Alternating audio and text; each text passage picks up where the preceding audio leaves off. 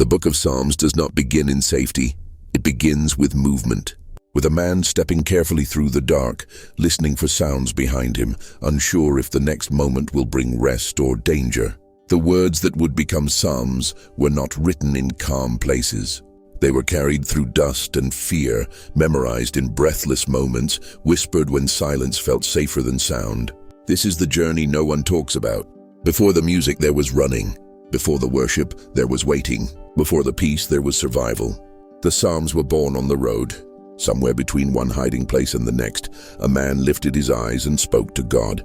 Not because he felt strong, but because he had nowhere else to turn. His heart was tired, his thoughts were loud. Every shadow looked like danger, and still he spoke, not with certainty, with honesty. The journey through the Psalms is a journey through the human soul when faith is the only companion left. These words were not written by people who had arrived. They were written by people who were still walking, still hoping, still breathing through fear. There were nights when sleep would not come, nights when the promises of God felt distant and unreal, nights when the road stretched on with no sign of an ending. In those moments, the psalmist did not hide his fear. He named it. He carried it with him. He laid it before God like a weight too heavy to hold alone. Every psalm carries a moment like this, a moment when the journey feels endless, when the enemy feels closer than God, when the path forward disappears into darkness. Yet the journey continues. The psalms move through valleys where joy has faded and through deserts where strength dries up. They walk through betrayal, loss, and confusion. They linger in the space where prayers are unanswered and hope feels fragile.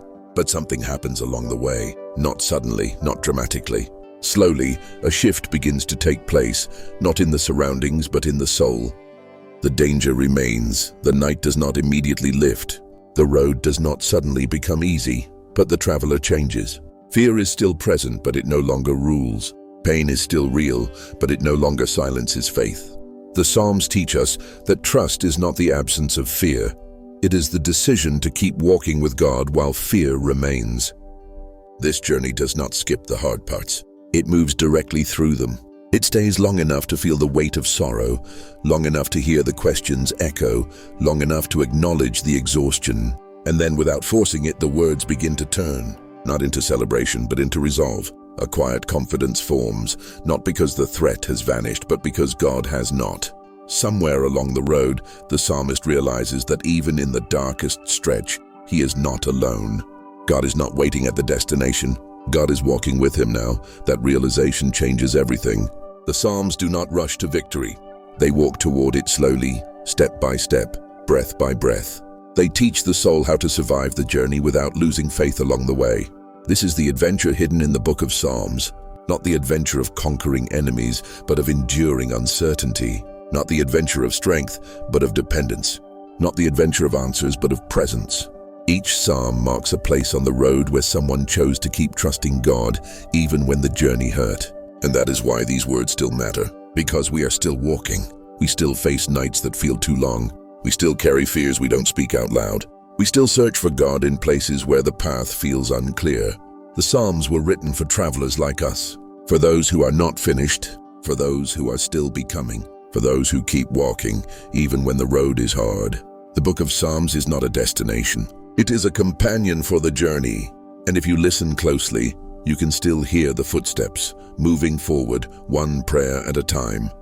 The footsteps do not stop. They echo through unfamiliar terrain, through moments where the path splits and no sign tells you which way leads to safety.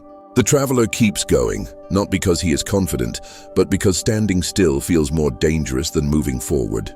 This is where the journey becomes an adventure, not the kind sung about later, but the kind lived through quietly.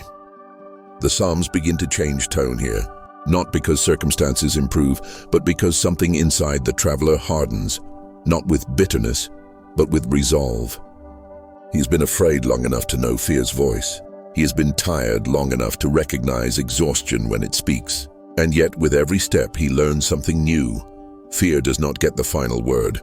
There are moments on this road where the psalmist stops, not to rest, but to listen. The wilderness is loud in its own way.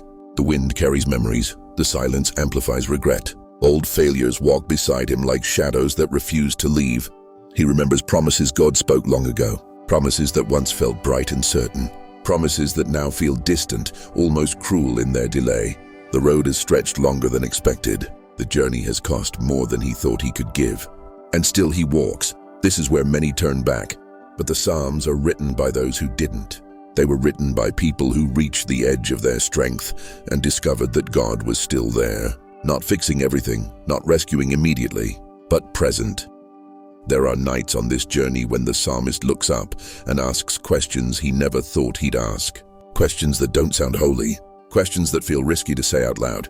Yet he says them anyway. He speaks honestly because pretending no longer works. And something surprising happens. God does not turn away. The road grows steeper. The danger feels closer. Enemies are no longer abstract. They have names, faces, intentions. The psalmist knows what it means to feel hunted, to feel like one wrong step could end everything. His heart races, his breath shortens, his hands shake. This is adventure at its rawest, not chasing glory, running for survival. And still, in the middle of that tension, the Psalms keep speaking. Not with polished words, but with raw emotion. Anger pours out, grief spills over, hope flickers like a small flame fighting the wind. This is the hidden power of the Psalms. They don't ask you to be brave. They teach you how to be honest. The journey continues through betrayal. When someone trusted becomes someone dangerous, through loneliness, when allies disappear, through waiting, when God seems silent longer than expected. But every step forward carves something deeper into the soul. Trust is no longer theoretical. Faith is no longer borrowed from someone else's story. It becomes personal, earned. The Psalms are not written from the comfort of distance. They are written from inside the storm, from inside the chase. From inside the long road where quitting would feel easier than believing. And yet the traveler keeps lifting his eyes, not because the threat is gone, but because he has learned where help comes from. This is the moment many miss. The Psalms do not say the journey ends here. They say God meets the traveler here. On the road, in the fear, in the unanswered prayer. The adventure doesn't conclude with fireworks. It continues with faith that has been tested and proven real. And that is why these ancient words still feel alive. Because they were never meant to stay in the past. They were written for anyone who feels like life has become a long road with no clear end. For anyone who has prayed and waited and wondered if God is still listening. For anyone who has kept going even when joy felt far away. If that's you, then you are already on this journey. And the Psalms are walking with you. If this story speaks to where you are right now, stay with this journey. Let these hidden adventures in Scripture remind you that God does not abandon travelers. Subscribe if you want to keep walking through these stories together. Comment with the word journey if this road feels familiar to you. And if you know someone who is tired but still moving forward, share this story with them. The journey continues.